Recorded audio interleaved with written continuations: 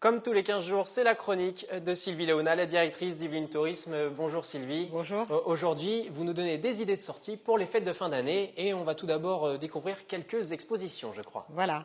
Et ça va être beaucoup moins exotique, je vous préviens. C'est pas les Antilles, mais on est en Île-de-France, c'est quand même une île. Tout à fait. Donc c'est la bonne nouvelle. Alors pour commencer, je vais vous proposer une exposition qui a lieu au musée Ramboli-Train. Et donc là, on peut y découvrir les circuits, les modèles réduits, à vapeur vive, mécanique, électrique, pneumatique, donc toutes sortes de trains. Pour les passionnés, il y en a beaucoup. C'est au musée Ramboli-Train. Rendez-vous pendant les vacances scolaires. On va partir aussi du côté du PEC, cette fois-ci un peu tendance cirque, je crois. Voilà, alors c'est encore autre chose. C'est une exposition de photos de cirque qui se déroule au musée du PEC, l'hôtel de ville pardon, du PEC. Et sur cette expo de photos, on peut voir les clowns, les artistes, les lions, les trapézistes. Et c'est traité de manière assez ludique. Donc on se retrouve au cirque sans y être et c'est gratuit. C'est encore une bonne nouvelle. Pour les bricoleurs, un petit peu, si j'ose dire, on va aller voir une exposition architecture et jeux de construction du côté du musée du jouet de Poissy. Alors c'est plus des ateliers qui sont dédiés aux enfants, qui sont, on va se fabriquer un monument, un château, soi-même avec des jeux de construction, les fameux Lego, Kapla, Kinex, et donc comme ça on pourra concevoir soi-même son idéal de construction et puis en même temps découvrir les jeux de construction du 19 et 20e siècle. Évidemment, fête de fin d'année rime souvent avec patinoire, plutôt éphémère. En général, il y en a encore quelques-unes cette année dans les Yvelines. Alors, il y en a dans deux coins des Yvelines, des importantes. Il y en a une à Versailles, devant l'hôtel de ville, donc à 2 pas du château. Et il y en a une aussi, donc place Félix-Faure, à Rambouillet. Donc, il y en a une qui est une patinoire écologique, celle de Versailles, et l'autre qui est une patinoire de glace traditionnelle. D'ailleurs, celle de Rambouillet, nous allons vous la faire découvrir tout à l'heure dans un reportage ultérieur.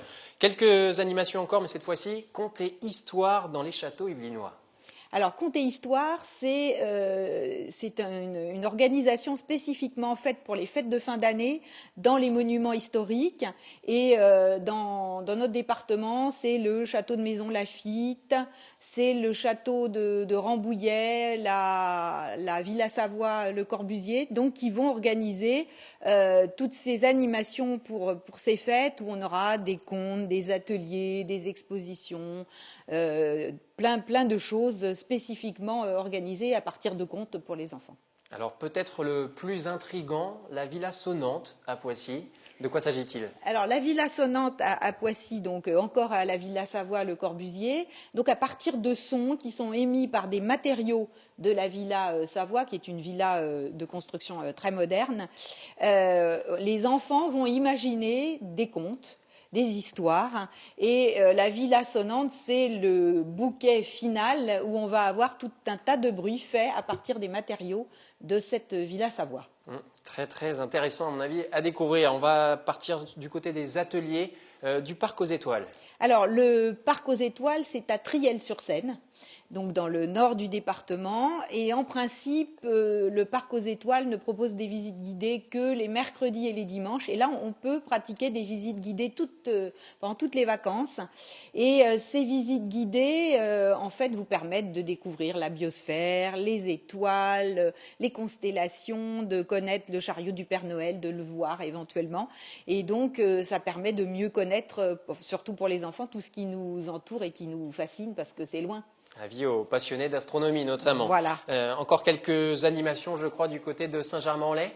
Alors c'est au musée Maurice Denis où il y a les expositions Tous au musée où là c'est un peu spécial aussi pour Noël. On a la possibilité d'avoir des ateliers, d'avoir des contes et puis on pourra aussi découvrir la façon dont on travaillait les nabis puisque Maurice Denis auquel est dédié ce musée est un nabis et donc on pourra faire des ateliers de création en fonction de tout ça. Tout cela à découvrir dans les semaines et jours qui viennent. Merci beaucoup Sylvie pour cette dernière chronique de l'année 2013. Voilà. Toute la rédaction se joint à moi pour vous fêter évidemment de bonnes fêtes de fin d'année. Puis on vous retrouve en 2014 pour la chronique Idées de sortie. Merci beaucoup. Merci. Vous en parliez d'ailleurs tout